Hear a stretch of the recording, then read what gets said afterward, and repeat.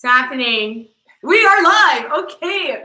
We are live here on we are live here on YouTube. We've got Facebook action going on, and we also got Instagram. Oh my gosh. Thank God for technology. Okay. So I am just so excited for this talk show episode of Stepping Over. I am Beijing, your host, and today we have someone very special who you're going to hear all about, and she's actually making history on the Stepping Over talk show. Why? Because she's our first female! Oh my gosh! So, as you know, episode 1 was with Stinge, and he was a male. And then episode 2 was with Jota, but his real name is Juan Jose. Y'all know how I like my nicknames. And he was also a male. But today, we have a female. So, girl power! Let's bring it in, bring it in. Thank you, Hester Banok, who just joined. Stay with us because you're gonna be in for a treat. Okay, guys, we are here on the Stepping Over talk show. I am your host, Beijing Rodgers, and this talk show is all about when I step into the lives of another millennial who has awakened and deviated from the norm. So we're gonna bring in our guest, Charlotte Waldmier! How are you? Hi, guys. Oh, yeah. Oh, no. This is her, guys. Isn't she gorgeous? Stop it. Look at her. Look how gorgeous she is with her beautiful top and the cool hair. Hi, guys. Yes. This is she. Hello. Charlotte, how are you today? I am so good. The vibes in here are really nice. Yeah? Yeah. That's so cool. Right when I walked in, I was like, this is good. This is good. Oh, that's so cool. Guys, you hear that? You hear that? We've got a thumbs up. Thumbs up. From wave. Hestebano. Cannot pronounce that. I cannot pronounce anything. Hi. By the way, did I pronounce your name right? Charlotte Waldmier. Yeah. Waldmeir. Oh, I said Yeah. Waldmeir. It's fine. Oh, yeah. Same thing. Okay, So Waldmeir, yeah. we got this. Okay, good. So let's get this show on a road. And let's hear from Charlotte. Okay, Charlotte. First of all, everyone's wondering, like, okay, like, how did Beijing and Charlotte, like, come together? Like, how's that even a thing, you know? Yeah. So share with, the audience where we first created our relationship. Okay, so our relationship started on the yoga mat. I'm a yoga teacher. We're going to talk all about it. Yes. I actually decided, well, we'll get to my story, but we met actually via Facebook. Yes. I had posted about an event that I was doing called Bend and Brunch. Literally what it sounds like, yoga and then brunch afterwards. It's an epic concept. You should try it. You should. I was there. I was late, and I was put right in the front, Yes, and right I was there. so like, because like I'm not a yoga like person at all. So I'm the one that like opens her eyes when to see if you're doing the right right put her right pose. there. And she put me right in the front. I put her right there. Oh, We had man. just met. We gave each other a hug. Yes. In Santiago, Chile. So Yes. that's what it was. At a yoga event. Yes. And we're actually here in Santiago, Chile in this moment. Yes. So I came late. I was flustered. I hate being late. I saw her. She's like, "Oh, are you Beijing?" And I was like, "Oh my gosh, you have that on my forehead." Or maybe I'm just. But she was just super kind and like loving and everything. Hey, Mermaid Soul, Hi, thank Mermaid you Soul. for joining. Hi. We say hi to you, Mermaid Soul. So yeah, Mermaid Soul, we are interviewing. Oh, look at that, a little wave. You get a physical wave. Oh, and we've got Lauren. Lauren, I know Lauren. Oh, this is for you. Hi, Oh, lady. hi, Lauren. Hi, lady. Thank you for joining us. Nice to You have see missed the intro, but I won't hold that against you. We know each other. Yeah. Good. Okay, good. So that's where we met, guys. We met at her amazing event doing yoga. Yes. That is Thank where you. we met. Yeah. Thank And you for now, coming. yes, of course. It was so good that so many people wanted to go to that event where she had to cut it off because there wasn't enough space. It was because of the brunch. That's what I'm saying. It's because of the brunch, it's because of the mimosas, but yeah.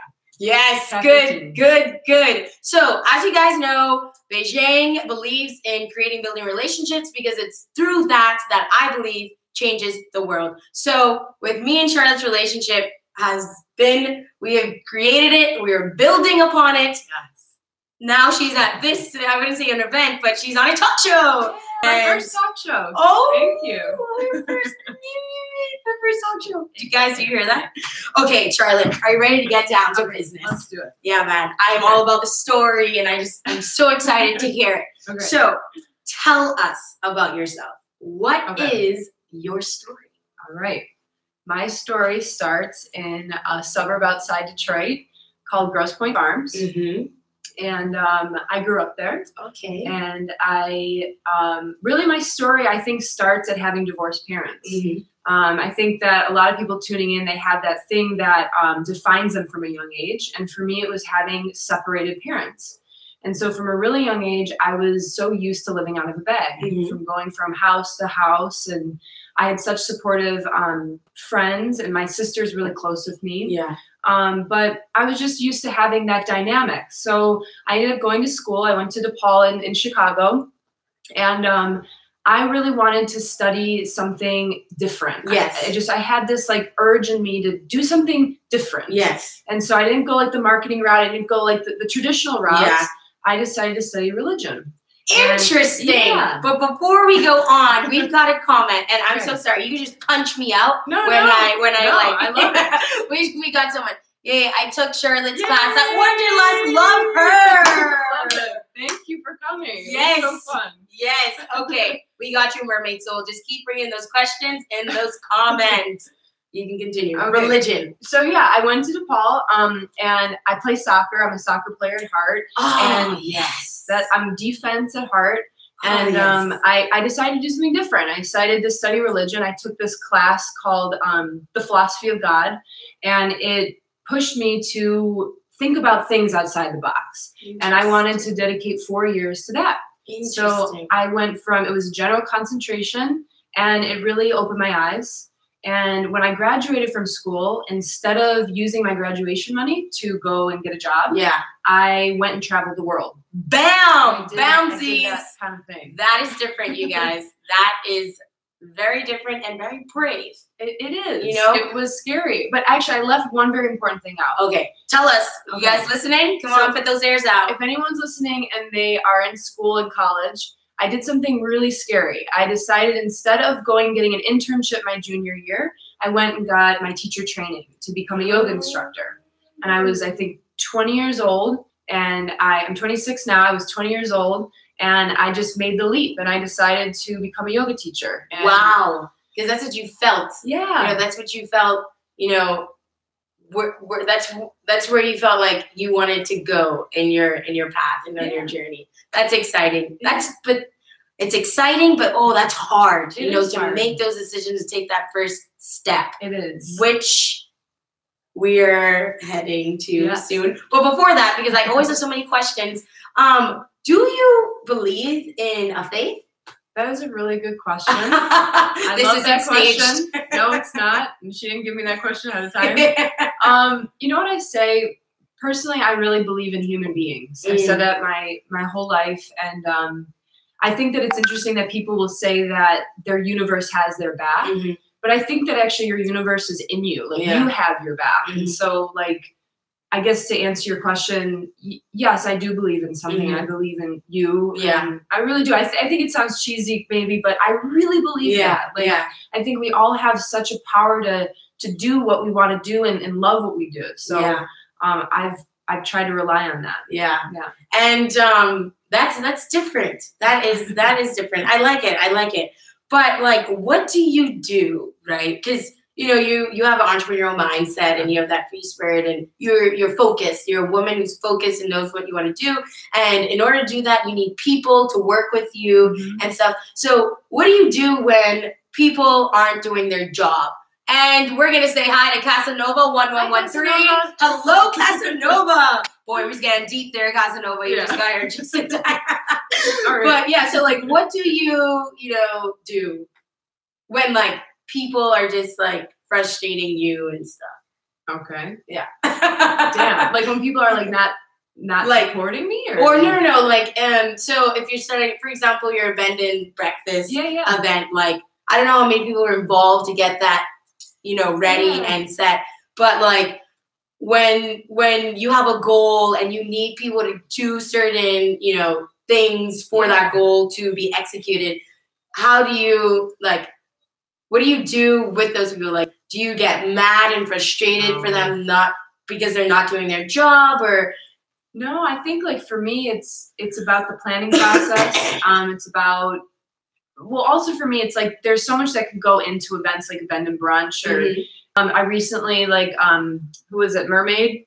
I forget the tag, but she had mentioned that I was at Wanderlust. I taught there for the first time, and really the nerves leading up to that were really scary, and there were a lot of moving parts. I had to teach the class in like a Spanglish and English and Spanish. Wow, yeah. It's scary. So I had to really rely on my community to help me. And but I think that if you put out there that it's going to be good, then it's going to happen perfectly. Yeah. And there are those logistics when you come up with events or you do like a big, you know, teaching event or something like that. But you have to just go into it with positive energy. Yes. Like, you know, even this talk show, like I went into it with a good positive energy because of the people that I'm surrounded with. Yeah. Like Beijing's got this vibe. So it's good to be.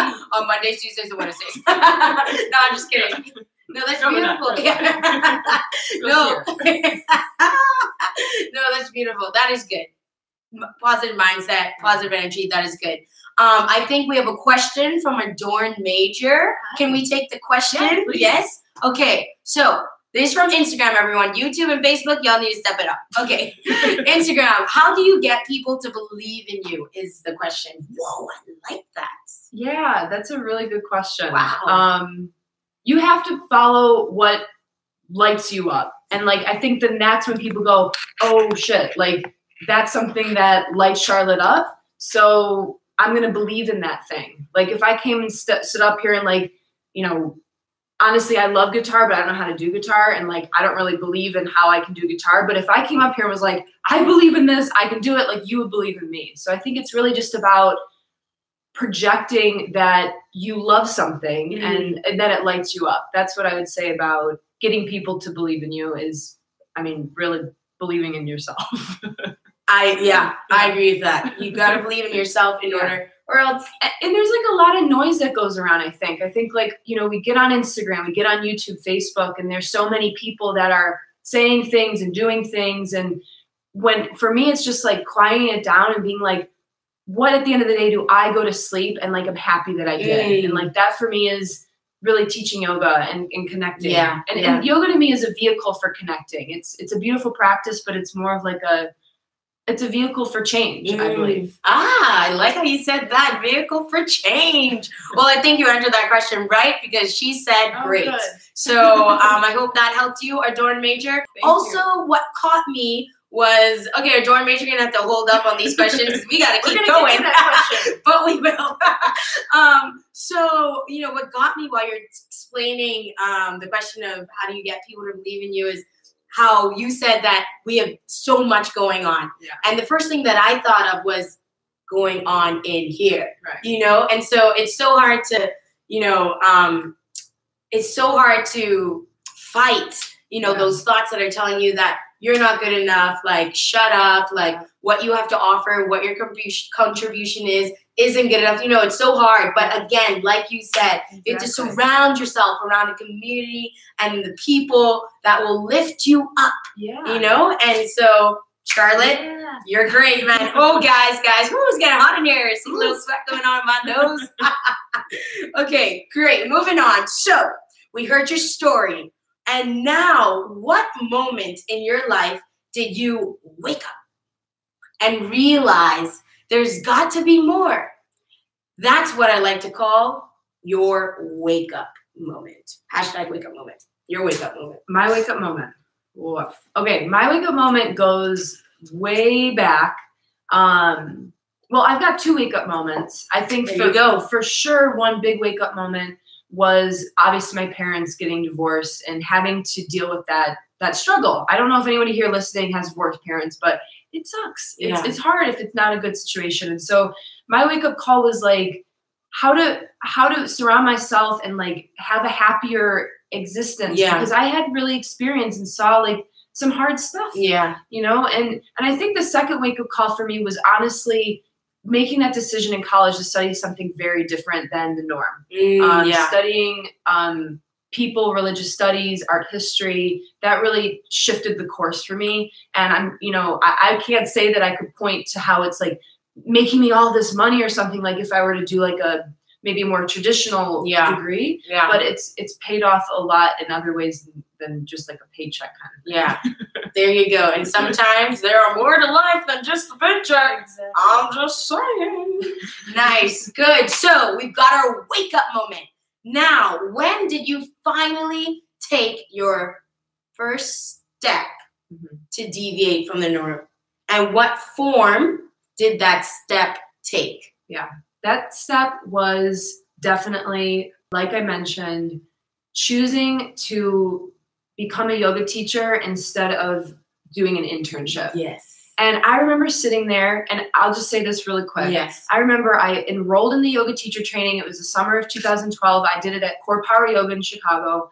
And I was shout out Core Power Yoga in Chicago. And I remember thinking, I had enrolled, I put my money down, and then that night I emailed my teacher who was leading it, and I said, I'm not doing it. I'm done. I'm not doing it. I'm stepping away. I've got to make some money. I've got to do an internship. I've got to figure out my life. Yeah. And she said, Charlotte, just come for free the first day, see how you like it. Oh my gosh, like that was the moment. Like I'm so happy that I chose that route, because what it did was I was able to invest in a trade. Like obviously it cost me money to do the training, but gosh, it's like that was so much more worth it investing in that than getting paid for an internship where I'm sitting at a desk. Honestly. And you probably wouldn't take that with you for the rest of your life. Exactly. Yeah. And now like the yoga training has opened me up to so many things like this moment. Yeah. Seriously. Oh my gosh, guys. Where are the tears? Come on, let me see the tears. Come on, no dried eyes in here, okay? No dried eyes. Oh my gosh. Wow. And I'm not gonna toot my own horn or anything, but I just love, these questions because it's like a great self-reflection to know that you were here. Yeah. You awoken here. And the first step that I had to take was this. And now, and you just explained it perfectly for us to understand, when you woke up, when you took your first step into deviation, because it is the norm to take the internship, to sit at a desk, to file the papers, and maybe people, human beings got to their, started stepping onto their greatness that way. Great. But maybe, guys, that isn't for you. I'm just saying. Yeah. Thank you. Exactly. Love it. Okay, guys. So we know how she woke up. We know how she deviated to take her first step. Now we are on to some deep stuff right here. Okay, we're getting some deep stuff, guys. All right, are you ready? Guys, stay with us. Okay, I'm ready. Stay with us. Here. Do you want to take a sip of water? Yeah, no, clear that throat. Clear that throat. Cheers, guys. Cheers. Dun, dun, dun. What was your greatest fear on this journey? And is it still a fear? Yikes. Yes. This is the question. Let's get vulnerable, guys. I feel like if you Google this question, you're going to see so much stuff. Okay, my greatest fear, and it's still... Sorry, before, I'm so sorry. Yes. You got some more time to think about your answer. Sorry. I just wanted to say this. Guys, I'm still learning. Okay. This question is important because it is important for us to share our vulnerability with each other and the authentic us. Yeah. And mostly all the people you see is like successful and stuff, like you don't really get to see that side as they're growing to their success. Whatever success is to them, like you don't really get to see that side of them while they're stepping on that journey. So that's why I asked this question, so people know that this isn't just magic. This isn't something that just happens. You are struggling the entire time to step into your greatness, but it's a struggle that is worth it. And that same struggle is your story. And so this is why I asked this question, because we all deal with fear. Yeah. And, I bet you have some great stuff to add to this. I think like I think everybody here can probably relate to this fear. Decision making. Wow. It's crippling. It's like, you know, you've got two. I mean, doesn't anybody ever feel like when one big decision happens, they all happen at once? It's like, holy crap, like, what do I do? Where do I go? And for the longest time, I was like, you know, I would do the A and like the pros and the cons and like yes and the no and this and this. And you know what, so that's been my biggest fear is like, if I do this route, what's going to happen? And I try to like anticipate what the future holds, which is so irrational. And I think my biggest advice always is like, what advice would you say to your friend right now? Like, hey, you know, Beijing, like, chill, you know, like you don't know really what's going to happen. But I like that. You want to just want to say that one more time? Let that register. Just let it register that you need to give the advice to yourself that you would give to a friend. Love that. I woke up this morning and my boyfriend was having troubles with something, and I went, well, what would you say to me in this situation? And I feel like that confidence comes up. And so my biggest fear for a while has been decision making. But what I will say now is I'm starting to realize that whatever decision you make, it's going to point your compass, your life compass, in a certain direction that will end up working out for you. So I guess my tidbit for that is just make a decision, you know, like I think people get so crippled and so fearful that they don't even do it. And my advice is just do something and then learn from it, you know, trial and error, this entrepreneurial mindset, like ideation stage of like life, you know, like try it out. So that's been a big fear of mine. Yeah. And you're not alone on this one, Charlotte. I believe in everyone's, at one point in everyone's life, they have struggled with decision making. Oh, if I take this decision, then I may end up in jail. I'm kidding, not jail, but you know what I mean. Or if I take this decision, this would take me on my way. So yes, it is crippling and it is hard to move forward, you know, from that. But again, I agree with you. We need to just make the decision and make the best out of it once you have stuck with that decision. Yeah, and you'll end up looking back and going, oh my gosh, I'm so glad I made that really shitty decision. Can I say that? Yeah. That really shitty. But don't say it again. Oh, okay. Just say no. Be you, girl. Be you. If that's how you're feeling, let it out. Talk. Like, you know, you have to kind of acknowledge, like, for example, this whole narrative that I'm telling you, I'm acknowledging the worst probably part of my life was having divorced parents. But actually what it did was it helped me do the things that I'm doing right now. So like, I wrote this blog called I Have This Scar That's 17 Years Old.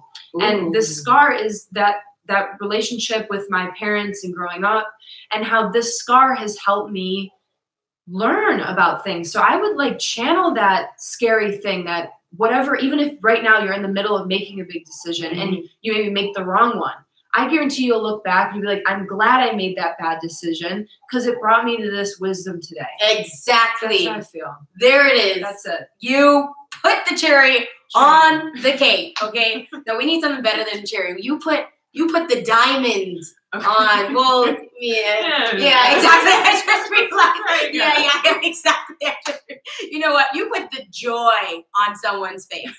That's what we're doing. You put the joy on someone's face. Woo! Trial and error, guys. Trial and error. Oh, thank you for sharing, for being vulnerable enough and being authentically you, and, you know, of course, to share your fear with the rest of us. And the more that you get vulnerable like that, the more comfortable you get sharing it. Like, yes. And so I really encourage everybody listening to be vulnerable. Yes. Really. I mean, don't be afraid. Like, you know, I've got a really big pimple. You can't see it. Yeah. But it's there. Here, why don't you go up to the camera so they can get it? You know, it's like, just say it like it is. Yes, exactly. We all struggling. You know, everyone sometimes trying to fake it to make it, you know, but why not just be, you know, true, you know, your true self. And it's actually very interesting that you said that, because we all know, who follows the Eyes of Beijing brand, that I personally am on a season called Operation Barefoot, # Operation Barefoot, because last year, 2017, was my worst year ever. So the struggles that I have encountered, I decided to channel that energy through art and through the art of spoken word. So I wrote spoken words about the struggles that I encountered. And then the idea this year, 2018, was to videotape me saying these spoken words to share with you guys that you're not alone. Beijing isn't just like happy-go-lucky, but your girl got struggles too, you know? And so yeah, and literally that's all about being vulnerable, because before, when I started Eyes of Beijing in 2014, like I just posted like positive things because I was a positive person, but I never shared my vulnerable, struggly, that ain't even a word, but your girl just made it up, side, you know? So yeah, this all coincides with everything, and that's just beautiful, that everything is just connecting. I love it. It is. I love it. But it's not easy. So, I mean, I think like, you know, like your vehicle for that was spoken word. Like for me, it's writing. I think writing has been like such a therapeutic experience for me. Like really just like not holding back. Yes. And being vulnerable to share it on my channels and with my sphere of network and that kind of thing. Because I think for me, like if I teach a yoga class and I just get one person to go, you know what, made me feel a certain way, like that's worth it than, you know, teaching to a bunch of people and it kind of just being like, you know, so I try to teach to get people to feel something that maybe they're holding back. Yes. That's kind of the idea. Yes. So you leave feeling better. I hope. That's the goal. That's the art, I think, of anything. Of spoken word, of painting.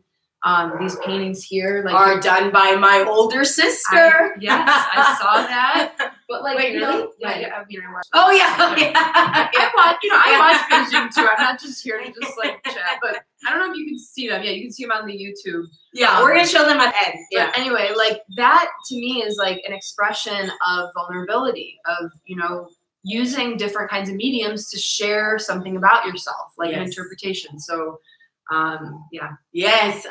Love it. Guys, we must continue stepping on. Okay, so you told us our greatest fear, and now, and it's okay to say no, and it's okay to say yes. But the question is, do you regret this lifestyle of waking up and deviating from the norm? Well, I think that question is really easy to answer when you're sitting here, and seriously, when you're sitting here and getting to have these high moments. And for those listening, you know, this time last weekend, I did something really scary, and I decided to, or I was asked to teach to like 1,000 people. And on that hanger cliff, right? Yep, she did say 1,000 people, but we're gonna say hi to Stinge. Hi, Stinge. Hi, Stinge. His name is Sticky. That's my nickname for him, and he was actually our first interviewee on the Stepping Over Talk Show. So thank you, Sticky. Can I call him Sticky? Please call him Sticky. Hi, Sticky. You can call me Chuck. You can call me Charles. You can call me Charlotte. Charles. Those are my nicknames. Lottie. I love it. I'm gonna find one for you because I love doing nicknames. But okay. Back to the story. She said 1,000 people. So yeah, I was invited to do this crazy thing, and I wasn't really scared about the yoga part because I love that. Like when I step into teaching, I feel like my most self. But there were parts about it that, like leading up to it, were super scary, and I just feel like for me, having that thing though to drive you and keep you going, and I don't know, like that to me was a big catalyst. But what is the question? So the question is, do you regret? Okay, so that's where I was going. So I have these high moments right now, wanderlust. But there are such low moments, like moments where, you know, I felt super lonely in Chile for a long time. I moved here 2 years ago, and, you know, those are the moments of regret. Those are the moments of going, crap, what did I do? Why am I not back in Chicago doing the job thing? Which I think is a beautiful thing, and I think all of you that are listening are doing it. They're doing it because it's their purpose to do it. Yes. But that was my comfort zone right there. And so I think, like, I don't regret it when I'm in moments like this, but there are definitely moments of doubt, for sure. Like, for sure. Yeah, of course, of course. Yeah. And you know what, y'all? That's okay. That is okay.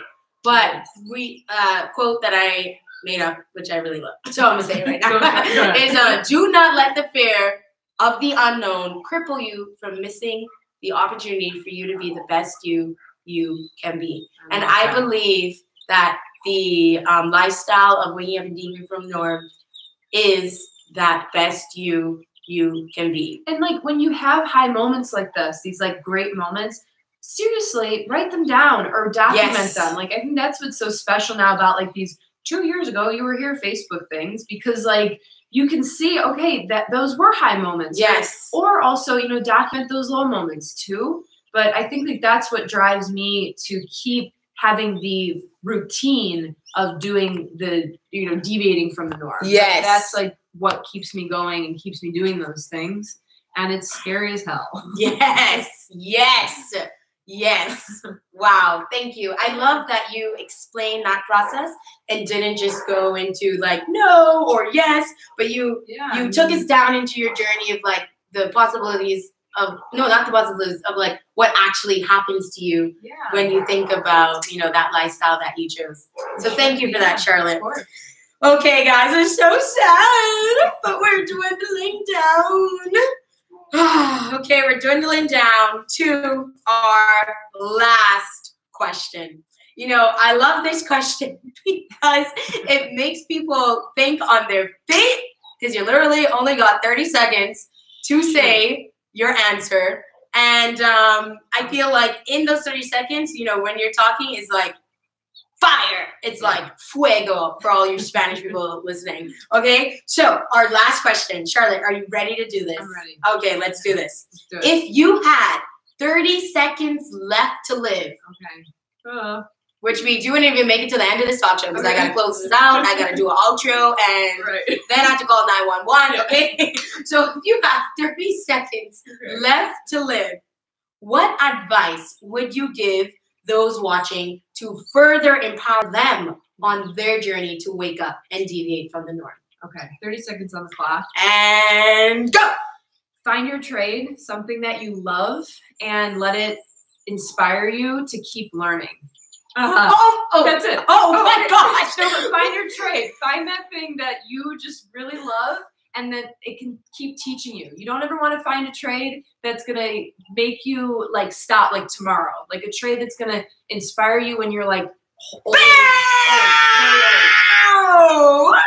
that was beautiful. You did that in 10 seconds. And then, exactly. I hope you really landed with you. Yeah, we're going to repeat that again. So you're just going to have to come back to this video, watch it again, scroll all the way down to, you know, to get what she said. But no, I agree with that. Finding your trade and something that will last, you know, and because again, like, what do you want written on your gravestone? You know, do you want written, you know, 1999 to, you know, 2000, sorry, 2040, you know, like, is that even, never again. That sounds like real far from me. So, you know, like what, and that dash, what is that dash? Right. What did Charlotte do? What did Beijing do? What did she contribute to the world, you know? And again, it's not about us. It's not about us. It's about the generations after us, because the way we leave, we don't want to leave this earth worse than it was when we were born. Yeah. You know, the whole point is to keep it going. And if you can just like impact just one person, you know, like for me, it's like I'm not waking up and I'm going like, let's do all of Chile. It's like, you know, if I can help impact one person here, or like, you know, even if it's just something that you do today, like go to the grocery store and help somebody out, like that to me is like, I think what I want written on my gravestone, you know, that like I made that effort at least, and I helped somebody have a better day. That's yes, and that channel is through yoga. It is. Yes, and that channel is through yoga. Yeah, yoga and you know, chatting. Yeah, connecting. Well, guys, this is it. We are at the end of the Stepping Over Talk Show episode 3, which is a historical talk show because we've got our first female. Okay, guys, if you want more of Charlotte Waldmeir, okay, I remember. If you want more of Charlotte, okay, you can connect with her on Facebook and Instagram. Find my name, Instagram, Charlotte Wald, so you don't have to worry about the Meyer part. Okay. And then also League Yoga. I just really want to quickly say I started this community in Chile called League Yoga, League. It's really hard to say in Spanish, but it's League Yoga because I've always been a soccer player. I've always been a part of a team. And for me, yoga is being a part of a team. So you can find that, search League Yoga on Facebook and on Instagram at League_yoga. And that's where you can find all my updates on what's going on and keep you feeling inspired. And hopefully you can come take a class soon. I teach Thursday nights in Santiago. So come to the Facebook group and you'll see all that information. Well, there you have it. Okay, first of all, I love that. League, family, community. Team. Whoa, yeah, league. Equipo. Yeah, equipo, league. Wow, league yoga. Very creative, very creative. By the way, do you play soccer here? Yes, I do. Okay, cool. I do too. So I was just going to invite you, if you didn't. Yes. But we'll talk about that after. If anyone else plays soccer, come play with us. Yes, exactly. Okay, guys, remember, as Gandhi says, your life is your message, okay? And so why not live it by empowering the future generations to live a life of waking up and deviating from the norm? The whole point is to be better together. Because being better alone is not okay. We all don't want it. Oh, I've got cold hands. Yeah. But guys, I'm such a special. Charlotte's like holding my hand. Oh my gosh. Like, oh my gosh. Okay, guys. So this is me, your host, Beijing Rodgers, your guest, Charlotte Waldmier.